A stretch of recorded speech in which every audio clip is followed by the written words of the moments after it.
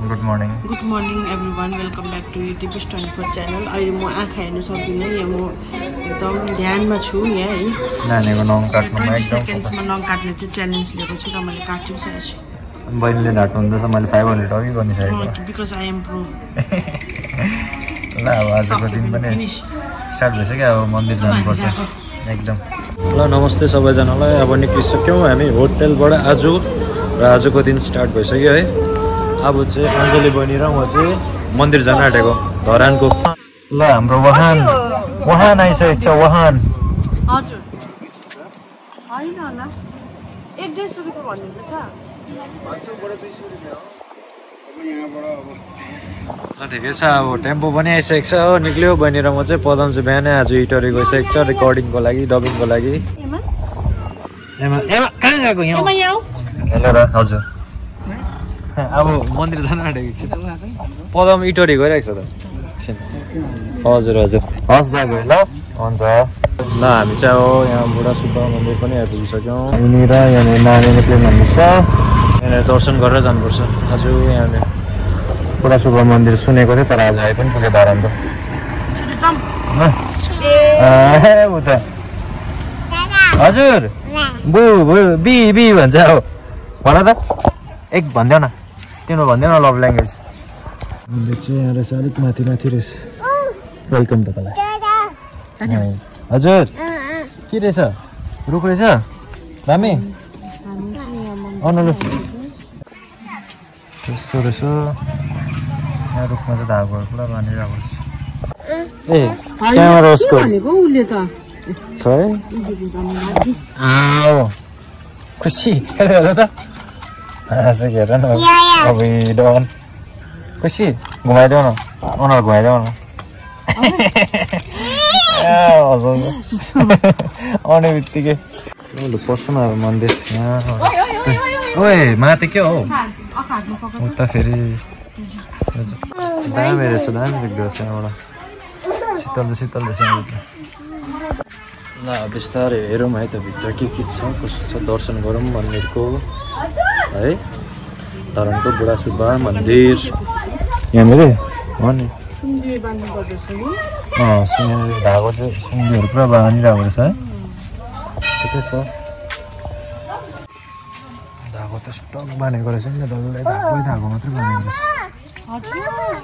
यो मन्दिर कति ठुलो छ त्यो चाहिँ थाहा भएन, तर भित्र चाहिँ दामी नै रहेछ ठिकै।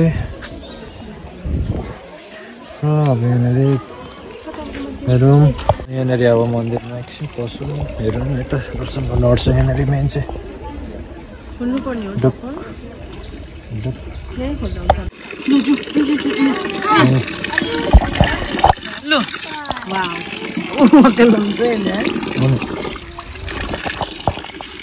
ठिकै छ। ए चप्ली खोल्नु आउँछ है। यहाँनिर भित्र मन्दिरको पनि दर्शन भयो। अब यहाँनिर चाहिँ घुम्नुपर्छ अरे क्राउन मोमोमा त। अब सेकेन्डको मन्दिर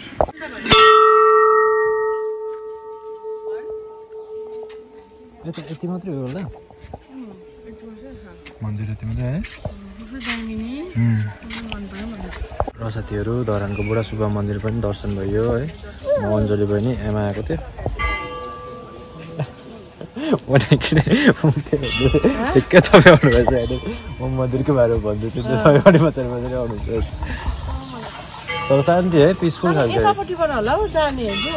मैले यस्तो एक राउन्ड लगाइदिएको यस्तो डल्लो खालके। म चाहिँ लाग्यो कामैमा डराएको। ल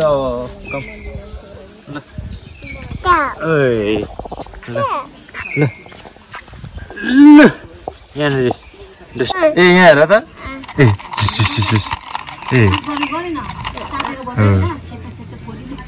यो औँठी ठिकै छ भने राखिदिनु राख। ल बहिनीले चाहिँ सानो लकेटहरू यताउता किन्नु हुँदैछ घरको लागि। माताल निरोगी धन एउटा सुख शान्तिले जिन्दगी उत्तम पाए, सुखले जिन्दगी उत्तममा दिएको आशीर्वाद थपक्क शिरमा बसु लागुन्, सुख शान्ति मिलन, दुःख दरिद्र पीडा सदाको लागि हटे जाउन्, कटे जाउन्, भगवानले रक्षा गरून्। एकदम दिएको आशीर्वादले खाना लाउन दुःख पीडा जीवनमा कहिले कहिले कहिले खप्न मन त सबैलाई सन्तोष पुण्य सन्तोष मन आउँछ हजुरले आशीर्वाद चाहिँ ठिक दिनु हो खाना लाउन दुःख नहोस् अरू चलिहाल्छ दानवेन्द्र महाबल तेरे तुम प्रतिबन्धामी रक्षा माचल माचल निरोगी खै निरोगी धन धान्य हो र सुख शान्तिले जिन्दगी उत्थान पाएस् दिएको आश ल मन्दिरबाट निक्ल्यौँ अब साथीभाइहरू हामी चाहिँ म बहिनी र यहाँनिर दर्शन भयो राम्रो भयो मजा आयो यो त अब त्यो अब खै के हुन्छ थाहै छैन भन्ने कुरा हो ल हुन्छ अब यहाँबाट चाहिँ सिधै अब एकछिन होटेल जानुपर्छ पेट पूजा गर्नुपर्छ त्यहाँदेखि चाहिँ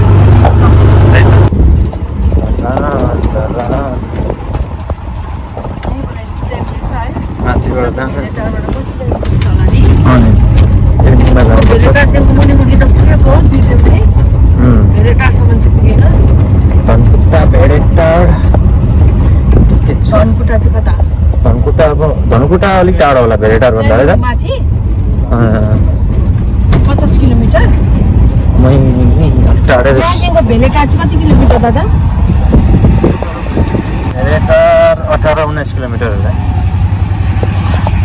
ल अब त हामी होटल पनि आइपुग्न आँटिसक्यौँ हाम्रो डेस्टिनेसनमा दर्शन पनि भयो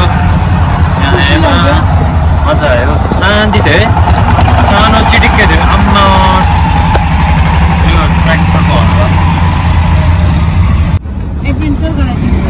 अनि शिक्षै थियो नि यो बाटो त कालो ओह्रालो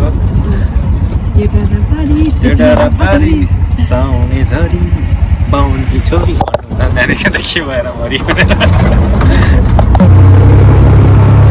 टिकी कहाँ लगाए मैले टिकी कहाँ लगाएन नि टिकी कहाँ लगाइदिनु भयो यहाँ हो रिजर्भ हेर्नु न ल होटेल पनि आइपुग्यौँ हामी चाहिँ यहाँ टेम्पो हाम्रो राइड अहिलेको नानी र बहिनी पनि झरिसक्यो अब एकछिन रेस्ट गर्नुपर्छ त्यहाँदेखि बाहिर निक्लिनुपर्छ डेस्टिनेसन चाहिँ अब एकछिन बस्ने अब हाम्रो अब मेन हाम्रो रोहित दाजु सुतिराख्नु भएको छ नि त दा पनि इटरीसँग जानुहुन्छ भन्नुहुँदै थियो अहिले उठ्नै भएको छैन ल अब मन्दिरबाट रुममा एकछिन आएर बसेको थियो अब फेरि खाना खानलाई निक्लिनुपर्छ तल दाहरू हुनुहुन्छ अरे अब बहिनी म नानी पनि सँगै निक्लिने हो इटरी जाने हो अब खाना खानु लागि चाहिँ निक्ल्यौँ त्यसो भए ल साथीभाइहरू अब चाहिँ हामी खाना खानु आइरहेको छौँ एकछिन इटरी फेरि ल साथीभाइहरू आजको लन्च पनि भयो अब चाहिँ यहाँबाट उठ्नुपर्छ गर्मीले खाना खाएर सलक्कै भयो जिउ पनि हो यहाँबाट चाहिँ अब लाग्ने हो अञ्जली बहिनीहरू यहाँ छ दा यहीँ हुनुहुन्छ नानी पनि बसिरहेको छ ल लाग्यौँ अब यहाँबाट फेरि पर जानुपर्छ बदाम चोकतिर जाने हो